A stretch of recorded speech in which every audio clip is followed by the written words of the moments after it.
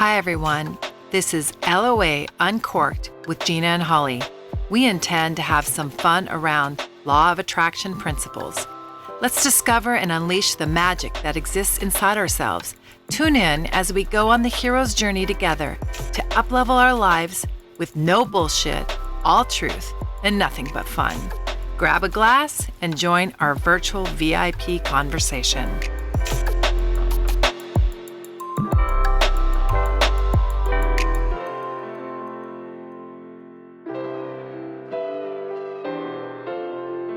Hello, everyone. Welcome to LOA Uncorked. This is Holli. And this is Jeanna. And guess what, Jeanna? I know, your best guest ever is well, here. Well, it is. It's true. Okay, yeah, it's a special guest. Yes, I know. I'm excited. So today, we're just going to get right into it. Oh, yeah. Listen. No horse crap, nothing. I think the audience will appreciate that. I think so, actually. Okay, so today we have a very special guest, as we said. Her name is Stephanie Banks, and she is an intuitive channeler and has a best-selling book on Amazon as well. Of course she does. Of course she does. She does everything. Yep. She does coaching, channeling. We're going to talk more about that. She has a Soul Academy. We're going to talk about her new projects. Yep. We're going to talk about how long you've been on her fan club. Her fan club. I think there's going to have to be a restraining order. I think so. I know. I can help issue one right now, Stephanie. Yeah. So she uses her skills and gifts of spiritual connection to support all of her clients in removing barriers to their clarity, intuition, and soul's purpose. Welcome, Stephanie Banks. Hi, Stephanie. Oh, thank you. Thank you for that. I am so happy to be here with you gorgeous souls, you beautiful goddesses. Yes. And same to you. Same to you. Wow. So truth be told, I know her, and so does Jeanna. Yes. I've had the pleasure and the life-changing experience of having a channel session with her. Yes. We also... And Jeanna did as well. I did as well. Confess. Oh, absolutely. I did. It was probably 45 minutes that pivoted me in a really important part of my life. So we'll talk a little bit more about it, but incredible event. And then she does travel for events. So she came to the East West Bookshop and did I think it was teaching intuition. It was teaching intuition. I was so afraid, Jeanna. I was afraid. I know. I had fear. Well, I think everybody does. I'm sitting there going, you have it, right? Yeah, right. Okay, but she teaches it. I don't know. It was magic. I'm going to tell you, that was some magical stuff, Stephanie. I'm telling you, it's true. We got paired up with people we didn't even know. And we had to tell them things about themselves that we shouldn't know. Exactly. It was incredible. I don't know. Maybe we can talk a little bit about that too. We'll get into that. I don't know if there's a special formula for that. Right. But I think she unlocked it for all of us. Yeah. Because I said some stuff to this lady I would not know. I know. Me too. Okay. Yeah. Anyway, so good. And also the process to ground, and some of those processes that we learned in the class from Mrs. Banks was incredible. So I still use them today. The white light and the grounding. Okay, well, we should let her talk. Yeah. So, Stephanie, that might be helpful. That would be. But we definitely have a fan club going here. So, Stephanie, tell us a little bit about yourself and start there, and how you've come upon all these gifts that you're sharing with the world. Excellent. Well, first I will say that I believe we are all channels. I believe we all have these gifts, and some of us choose and desire to use them and uncover them and kind of dig in, and others don't. And that's great. It's our sixth sense. It's our intuitive sense. So when you guys are talking about that workshop that I did on intuition at East West Bookshop, those were specially designed activities, exercises, engagements, paired partnered activities, so that you could get over yourself. Yes. Yep. And get in deep by heart connection, by really attuning to the energy of another, the soul of another, which I do believe occurs through the heart. And when we're willing to just, kind of go there And even with our fear gets to come with us, because that's fine. Nobody ever said we couldn't do anything until we were fearless. Nobody would ever do anything then. Right. Then we have this possibility to connect with others on that soul level. And that's what you guys are describing that you both experienced. And even though maybe you didn't speak to those women you were paired with ever again, you are forever connected because you shared something really profound, and trusted each other.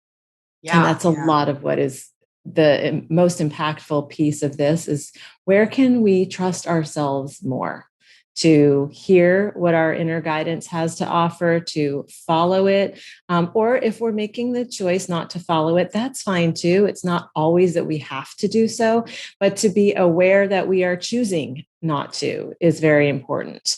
And eventually tuning back in and listening for more of the wisdom. So a little bit about me.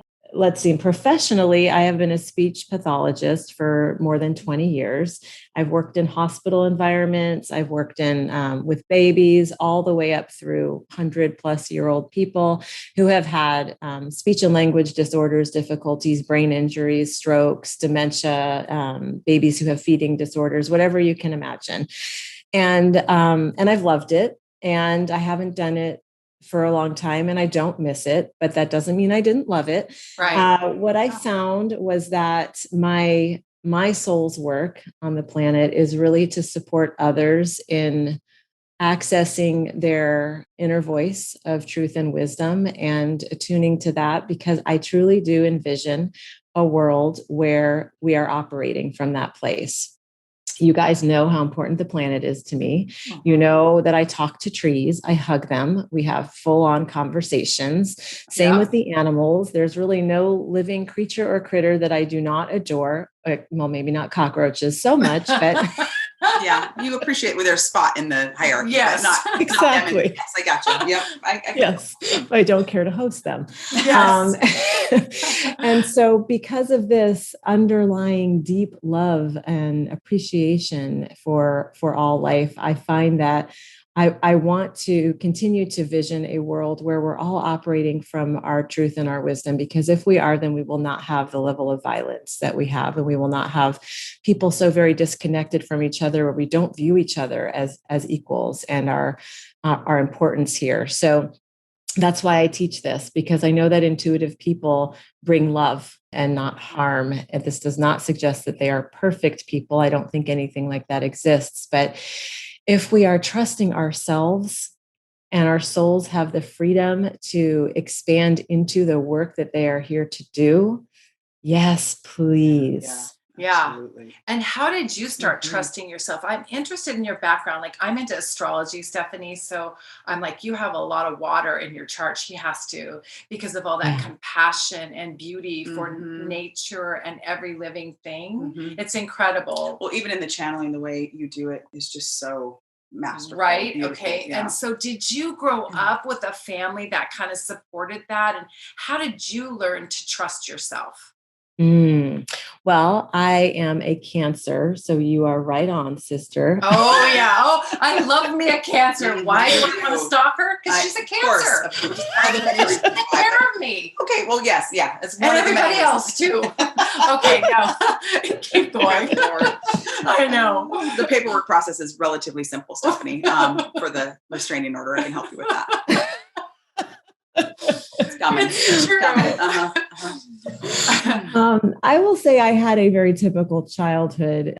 I wasn't receiving any messages from living beings that did not make me very comfortable and very connected. So most of my exchange then from when I was young would come in the form of animals and of trees. And I didn't talk about it a whole lot, not because I was afraid or ashamed.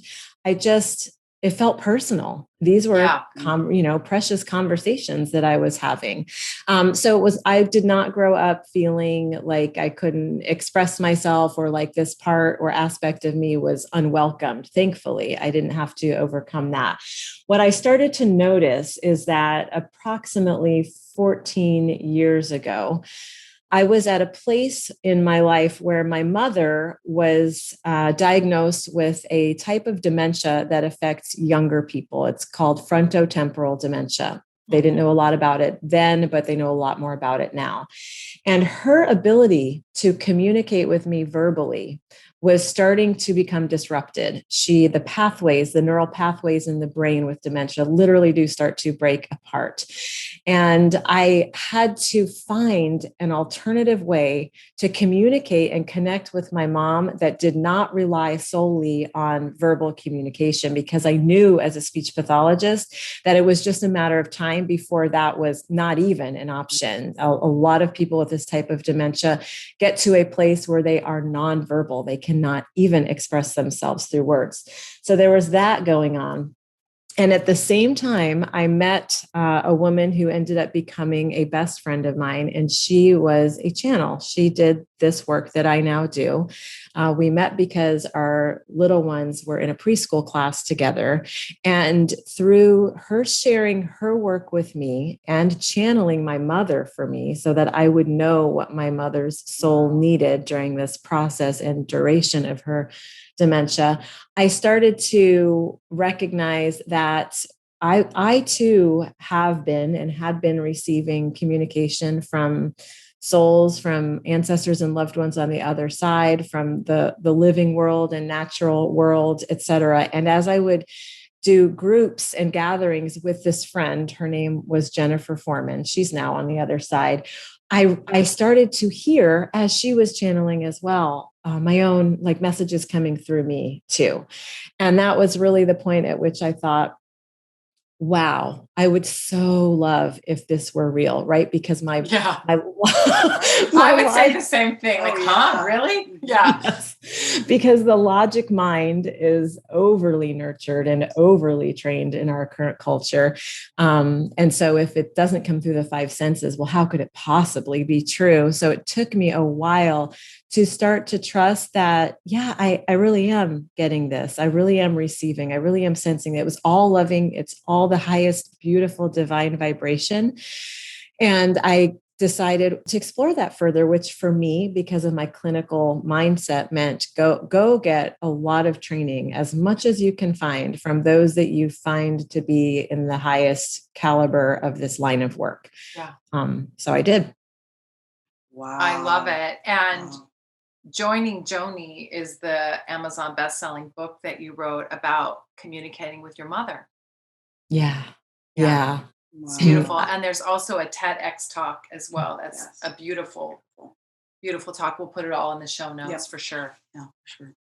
Yeah, that book for me, I'm writing my second book right now. And this one I'm writing right now is really about my journey as a channel. And I feel like this book that I'm writing is really my soul's work. And I feel like the book I wrote about my mom had to be shared, because both in my clinical experience and my personal experience, there's so much that I learned in that process that other people should know in order to save themselves a lot of the unnecessary angst. For example, there's really practical advice throughout the pages. Like, we have a tendency in our culture to correct the most things that don't need correcting. So my mom, right? Yes. Oh, yes. Yes. It's like she was with us a half an hour ago downstairs. I know. Yes, you were. And, my mom just went in the hospital. She's 93. She just turned 93 yesterday and it's been in the hospital. And when she would try to talk to me, I noticed I would correct her.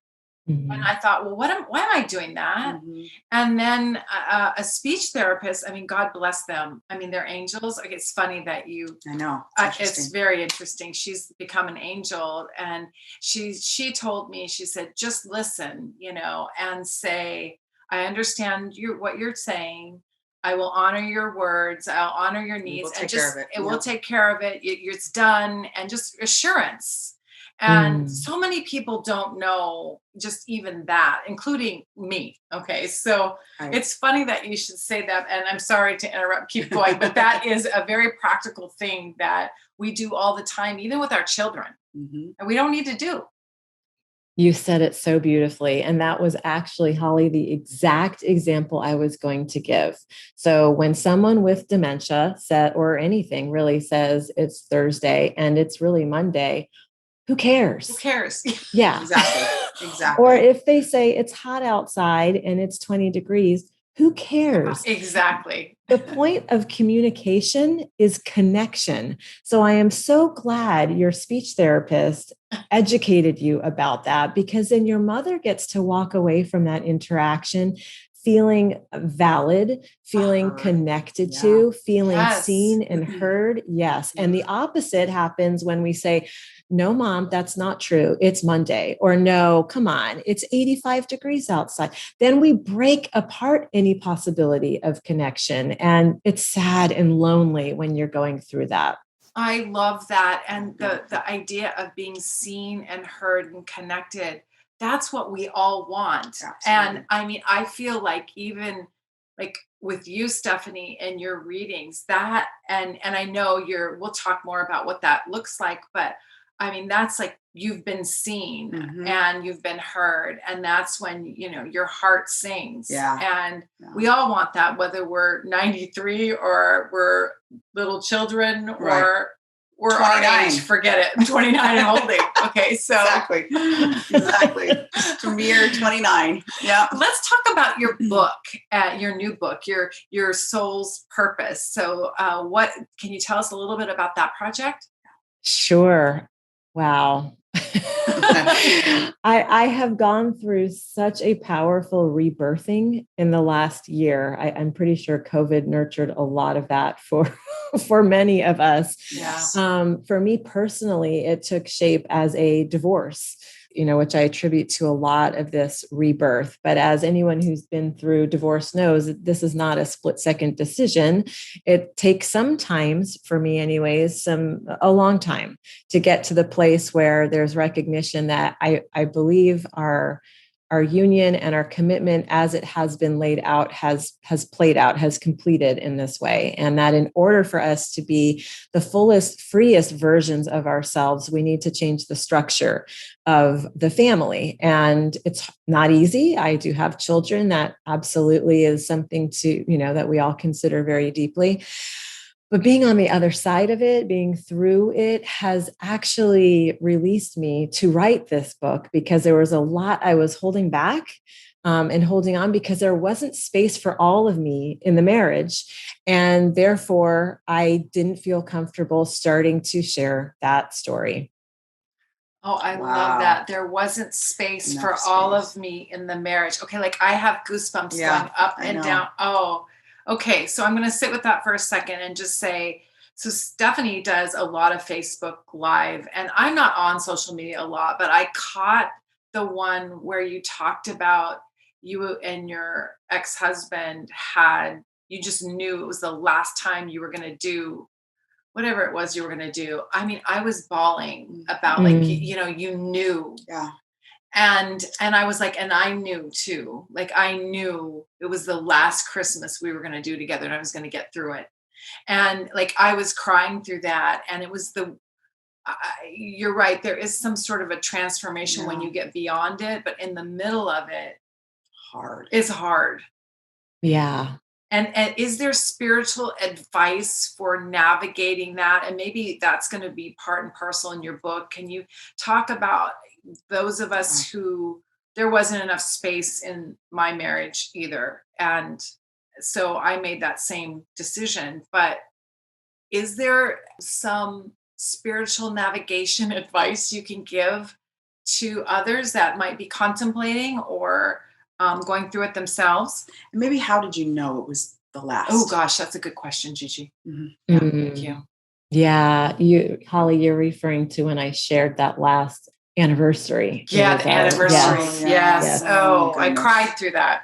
Yeah, me too. I'm Pisces, so we can water ourselves together. Yes. So. Beautiful. I feel like the best advice I could ever give anyone, whether it's a dear friend or a client or a stranger, is to keep listening to the voice, the subtle voice, but the one that won't go away, the one that doesn't give up on us. Because spirit works in subtle energy, and we can easily distract ourselves from it or overly attend to the louder screaming voices of the external world, of the ego mind, of the fear-based, thinking that gets nurtured in our culture. And so the way that I think is most important to attune to subtle energy is to bring ourselves into that subtle body, which requires stillness and silence and calm. And for me, it requires time in nature, because I find that Mother Earth knows best how to drain energy from us that is not serving, that we can literally do whether we're walking, whether we're running, whether we are sitting under a tree, whether we are basking in the moonlight. So many ways to be in the clearing and the energy exchange that lets us hear ourselves more deeply and fully.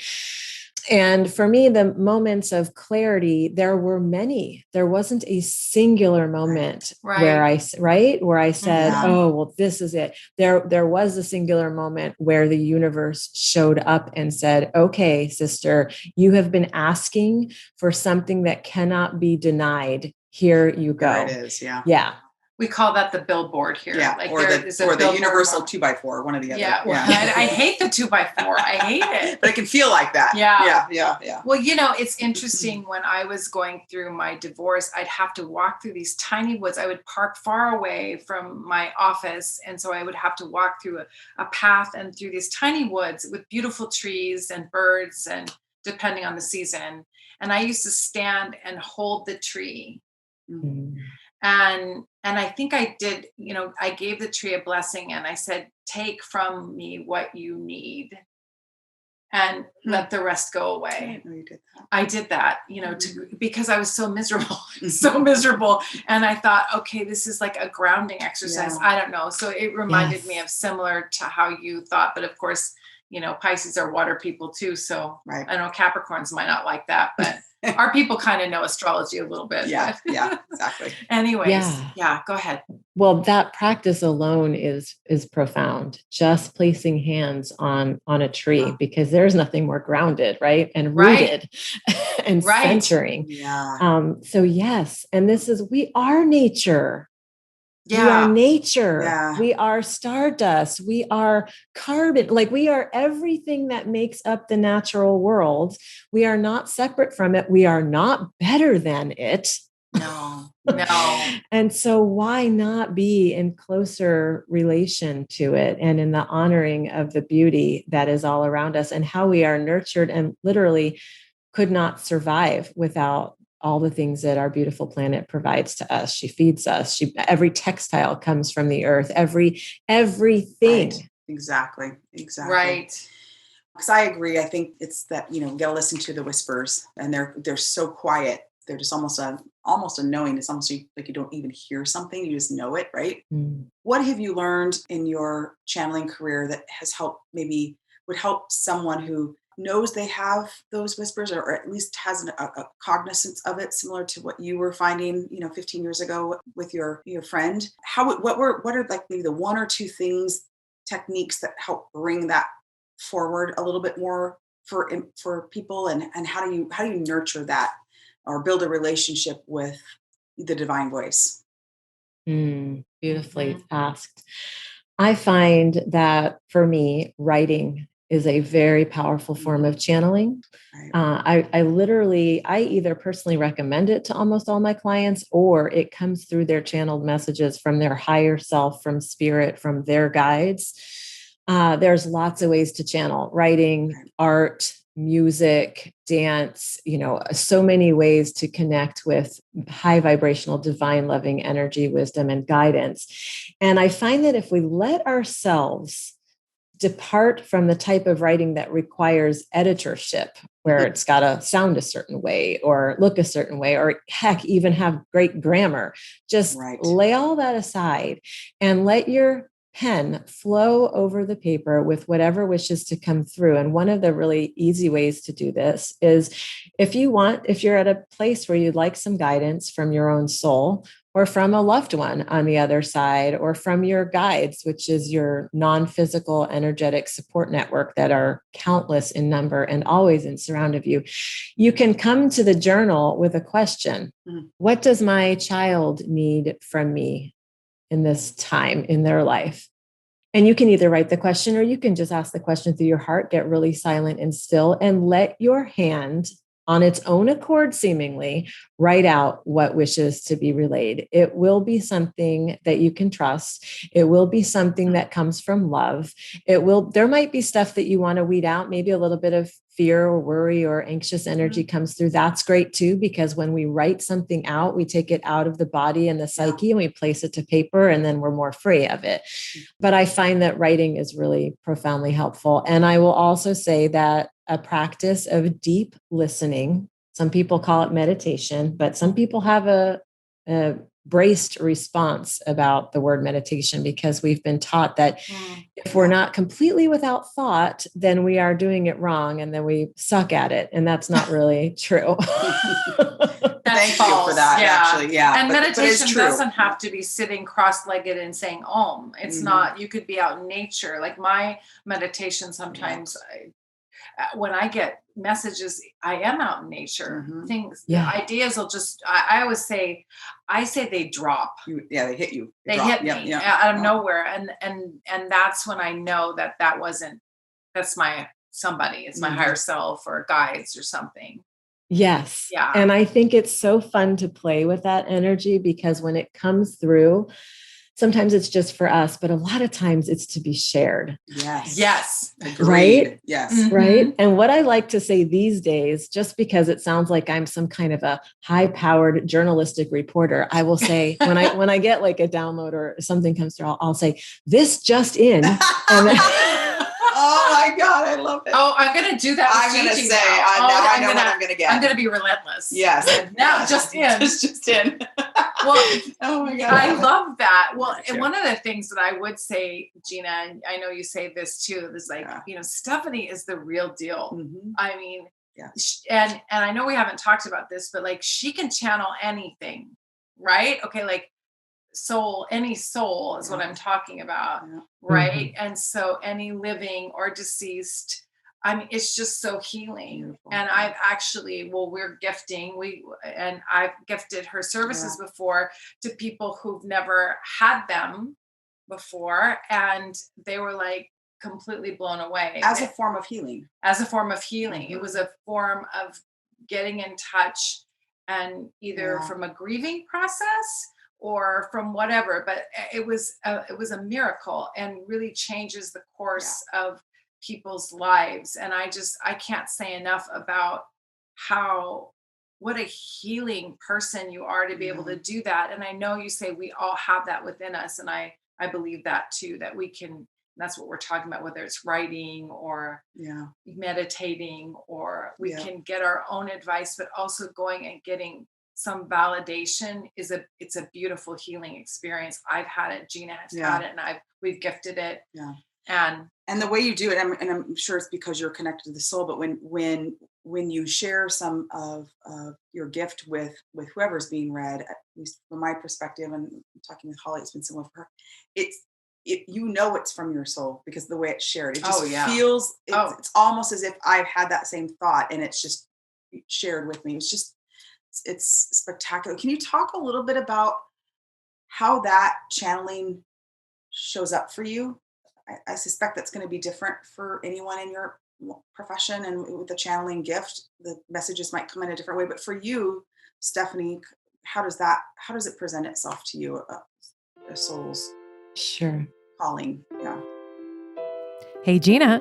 Hey, Holli. Listen, Jeanna, I'm going to be begging for some ratings here. What do you mean? I'd like our audience, if they like us, to rate us 5 stars. On any of the podcast platforms that they're listening to. Is that what you're saying? Okay. Like Apple, Spotify. And don't you think it'd be awesome also if they really do like us to add a little comment? Oh, comments would be great. Absolutely. Okay. It really helps us bring the podcast to you and continue to get the feedback that is necessary to bring new listeners. Thanks for your support. Back to the episode. Here we go. Well, the way I have chosen to work with spirit is to do something that I learned later actually had a word or a label to it, which is called conscious channeling. I only found out about this because I was actually at a job interview as a channel, which is a very interesting. Wow. I didn't know that you could get on Indeed and get one of those jobs. I didn't know that either. I want to hear what those questions are. Please that's say. Interesting. Yes. Yeah. So basically, in order for me to work at the place where I was wanting to offer readings, I had to do a reading for the owner, who herself had 30 years seniority of channeling work over me. So very nerve-wracking experience. But when I channeled for her, she said to me, "I'm very glad to see that you are a conscious channel." And I said, "Oh, wonderful. What is that?" You were so intentional about it. You didn't know. Yes. Exactly. And she described to me that when people learn how to tap into these different skills, there's a lot of different schools of thought, a lot of different teachers that you can find.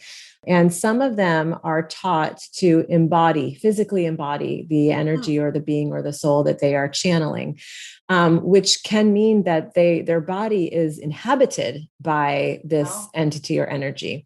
That does not sound attractive to me personally. No. So what I learned, and I guess just because I happened to, or spirit helped me to find the correct mentors for me, is that I'm not open to that. I am open to the energy of love and anything that comes from that divine space. I'm willing to feel that in my body. And because that also lets me impart that and share that experience with the people I'm channeling for. But I only really operate when I sit down and I say, okay, this is who I'm calling in right now. This is the entity, energy, soul group guides that I want to call in. I occasionally get visits, in the grocery aisles, but they're from love. The shower is a very common place to be visited, I'm sure, by all of us when we get, some of the greatest insights and connections. But in general, I keep super clear boundaries because none of us should be on all the time. No, that's scary. Actually, I've often really worried for someone in your line of work about, how do you stay whole close it off and go have ice cream with your kids. I mean, yes, and not exactly. be bugged.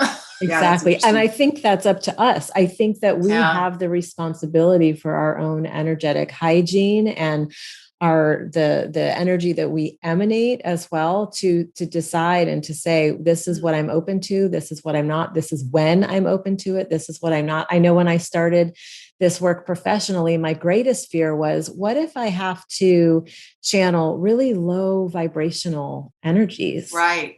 Exactly. I don't want to. How do I make sure that those are not what I'm being asked to channel? And the answer is, if I maintain myself as high frequency, then I am not a point of attraction for the densities, for the lower vibrational energy. And so it's very simple, but it's totally true. It has benefited me tremendously.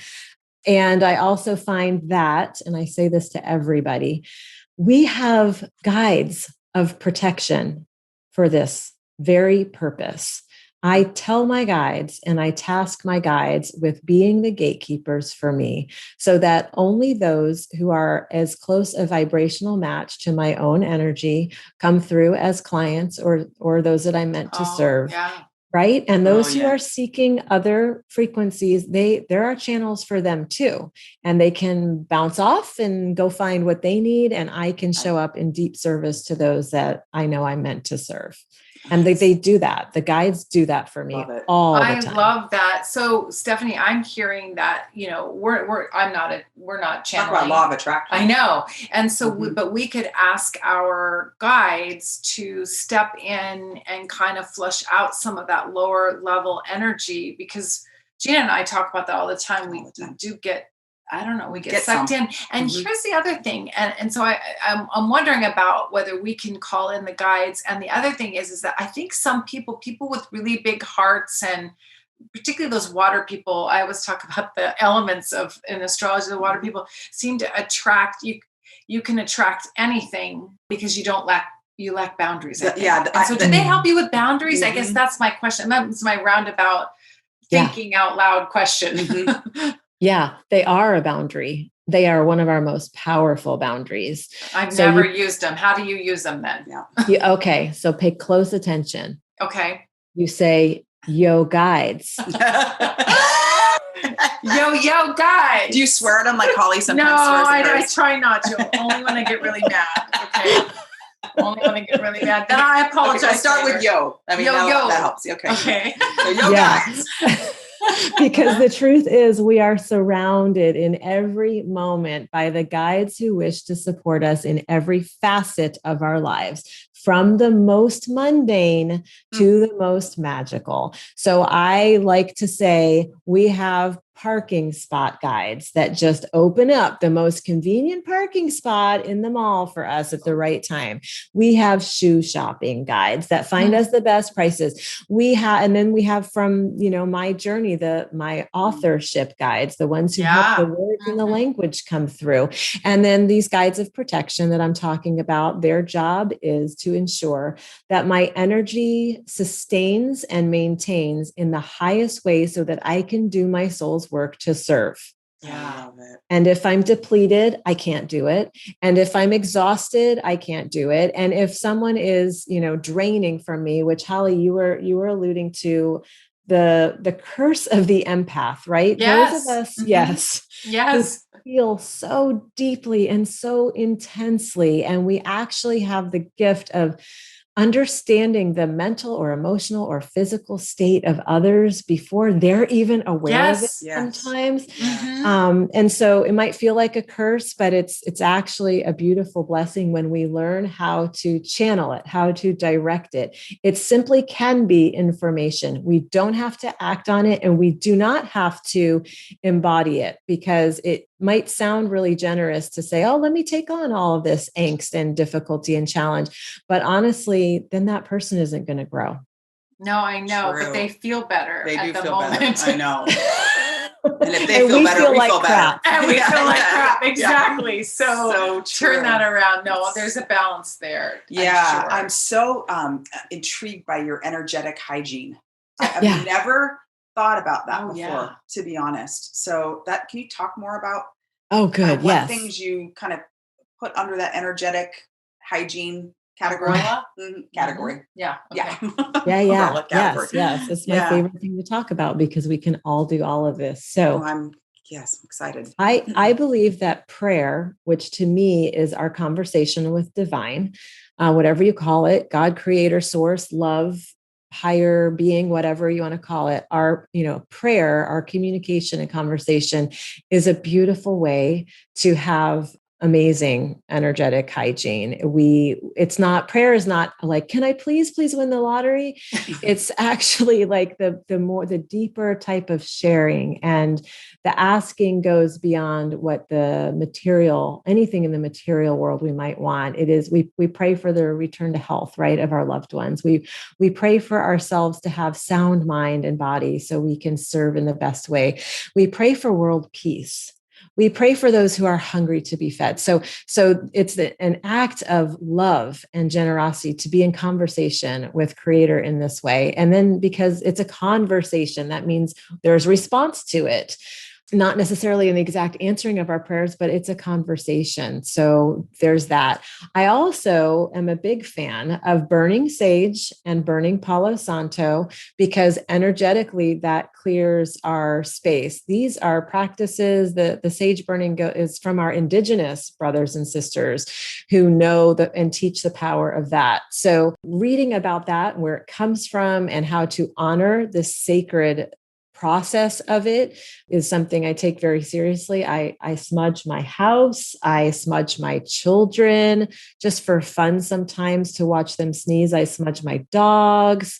They don't need it, but no, but it's still fun. Yeah. Yeah. They're sweet, positive, pure positive vibration. I also find that opening windows in our home space is really powerful for letting energy that needs to move out, and fresh, energy on the the breezes of Mother Earth to come in.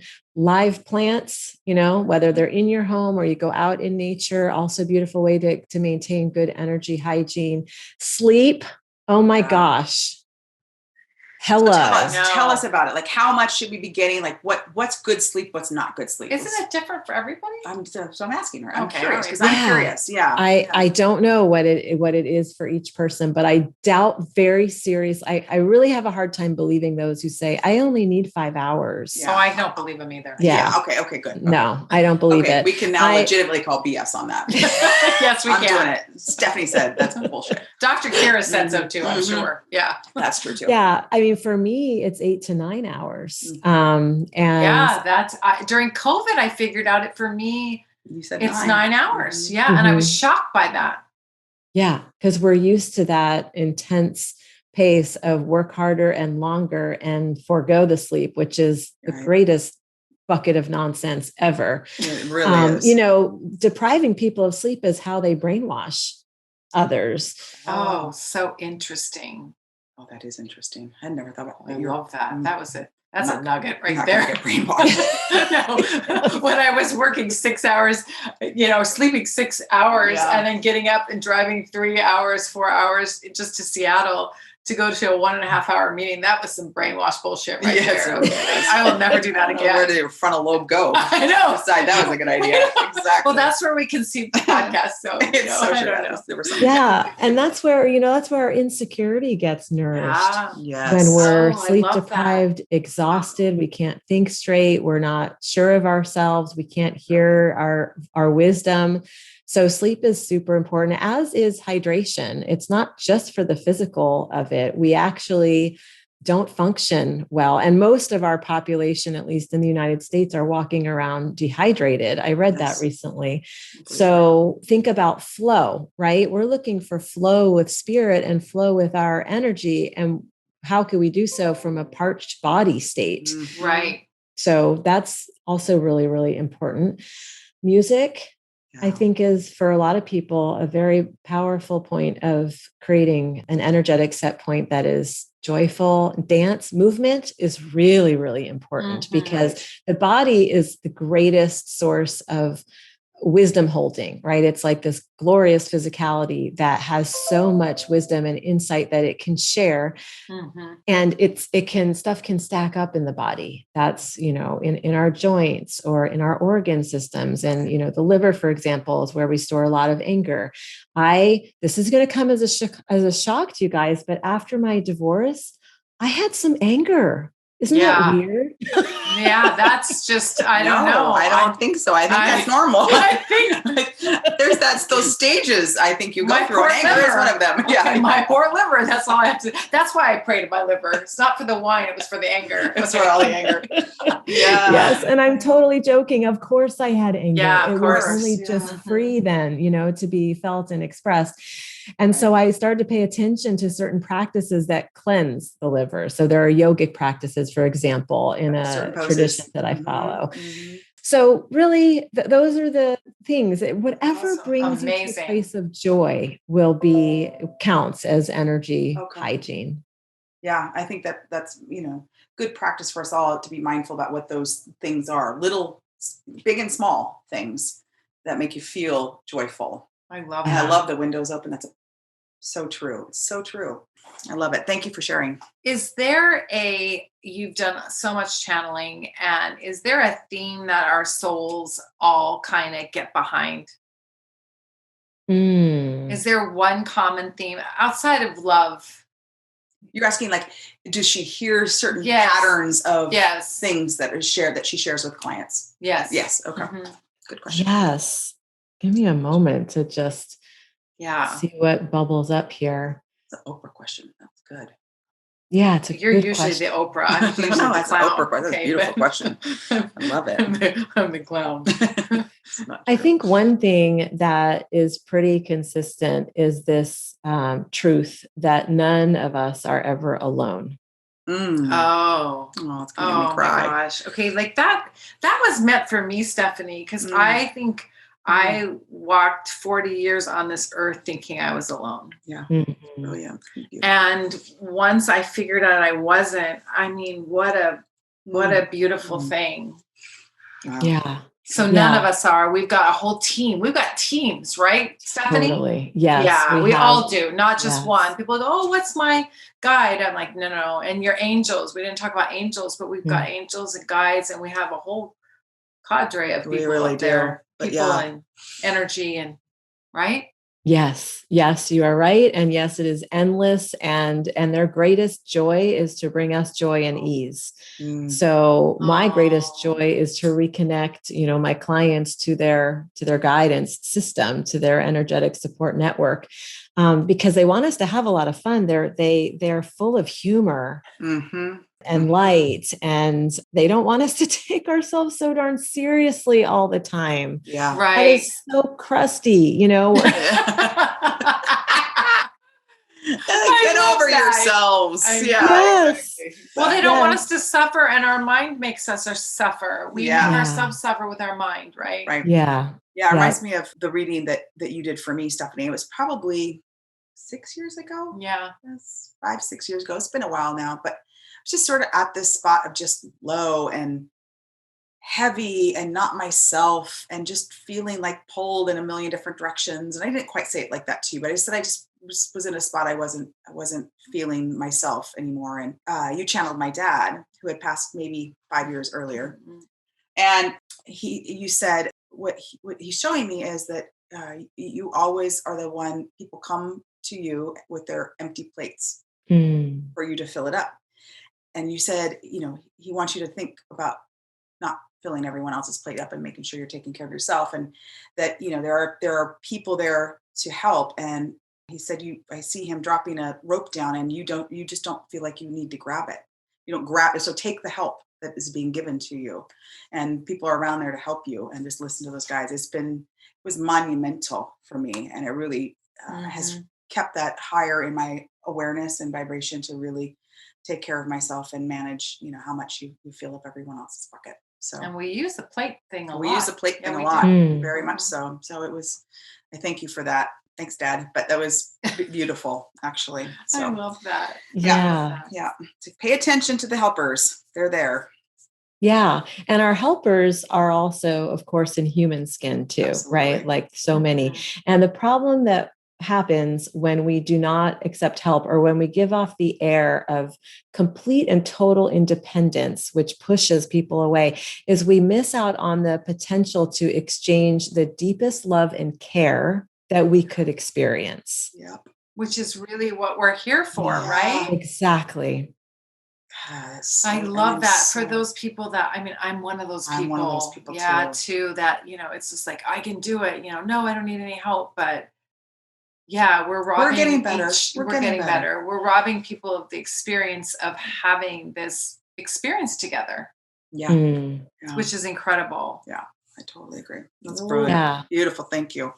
We want to get back to your project and ask, when is your book going to be done? Book is we call book a 4-letter word, Stephanie, because it scares the hell out of us. Scary. Okay.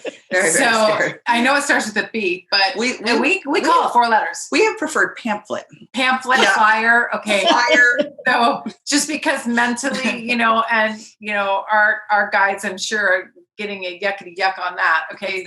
I think you told me that Stephanie, and my latest channeling session with you, I think my guide said, you humans are so funny. Okay. Renaming it. You humans are funny. My guides are very funny. Anyway, so let's get back to your book. And when will that be complete? Who are the readers of this? And take us through like a little synopsis of that. Sure. So my pamphlet will be... Doesn't it take a little pressure off? It does. A little bit. You feel like a little bit easier. Yeah, I like it. Actually, it makes me feel really constricted, because that is some massive editing I will have to do to bring it to a pamphlet. To the pamphlet. That's true. Yeah, we haven't gotten that far. Good. That's probably true. It will backfire for us too. I hope to have my first draft completed. I'm going to set a goal here in front of you all within 6 weeks. Okay. And then I will send it to my first editor, who happens to be my biological sister, who's a journalist and edited my last book. So I'll do that. And then I'm going to contemplate the self-publishing route again, because I find it to be the fastest way to get our work out in the world. And I don't want to wait, right? It took long enough for me to write it, so it belongs in the hands. So for those who would benefit from it, well, I think just about anyone. It's a lot of personal sharing. So it's deeply personal to me, because I find that in my life, the greatest moments of growth have come from, these personal challenges, or ways that I abandoned myself, or ways that I denied certain aspects of me to increase the comfort of others. And we all do this to some extent, especially, I believe, women. It's just kind of woven throughout the expectations within our culture. But I'm not there anymore in that space or that spot. And I'm sharing the things and the people, right? Again, the people who have helped me to recognize this. In fact, one of the catalysts for this rebirth of mine is someone I hired to be my business coach, who identified his job. He's very spiritual. That's why I decided to work with him. And his job was to identify where are the energetic places of constriction or stuckness or blocking in my business. And essentially, with very kind words, he said, "Did you notice that your marriage is that?" Wow. Because if I can't be fully real and open and authentic in my in the most primary, relationship in my life, then it's a part of me that is being, then that's an area of constriction or of slowing down of energy or even of blocking. Right. So he did not tell me to get divorced. Of course, that was not his duty or his place.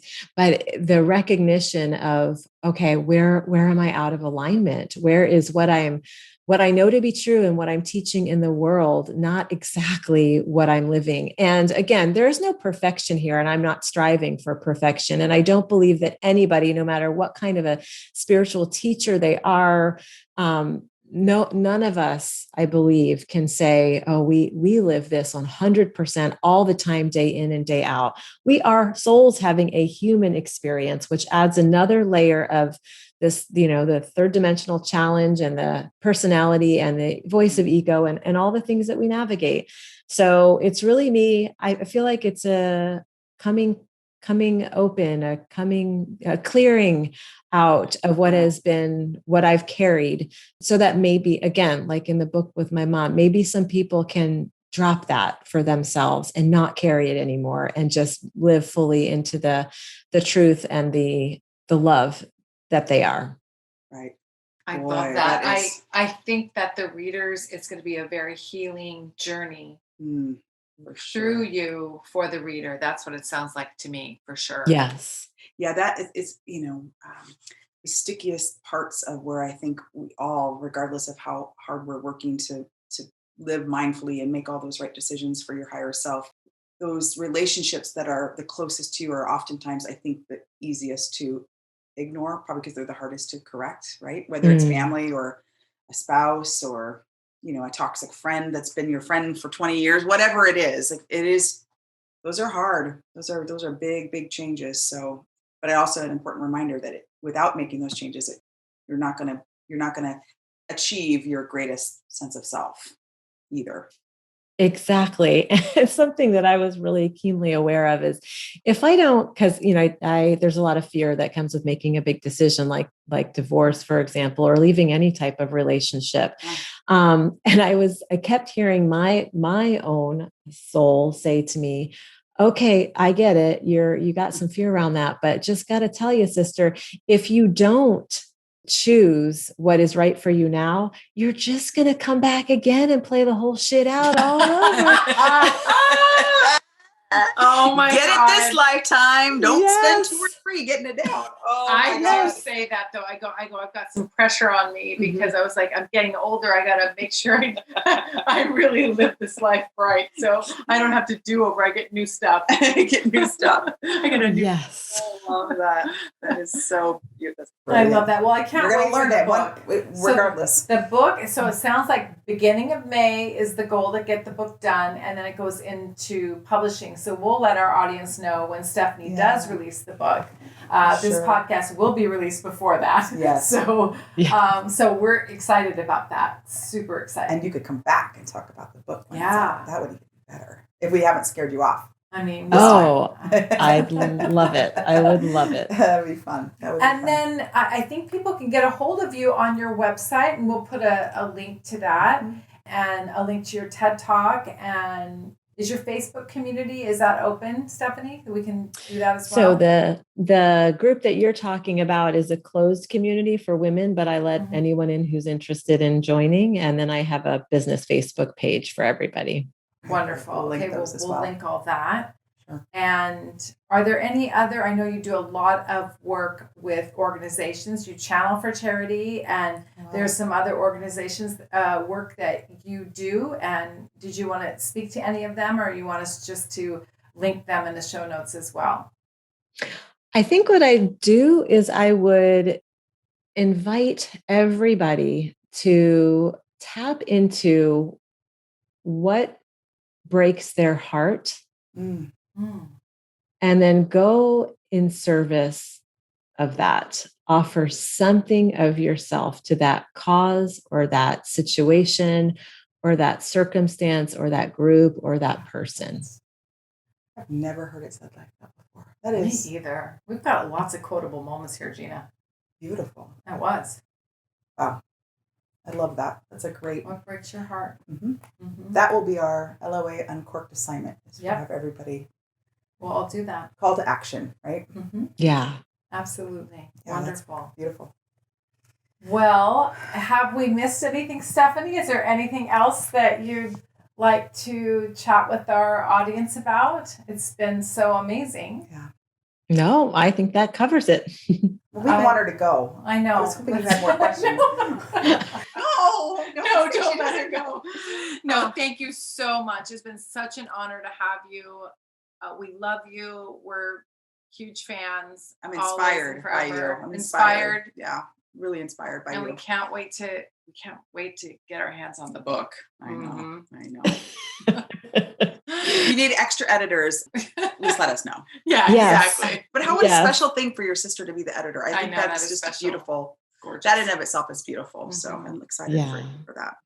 Thank you. Thank you both for having me. I adore both of you. You are absolutely exquisite souls having such a tremendous journey. Thank you for this podcast. It's bravo on both of you. Thank you.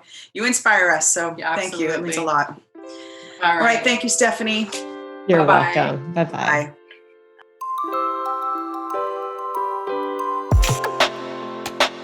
Thank you for joining our VIP conversation. And please visit us at our website, www.loauncorked.com. See you soon. Bye.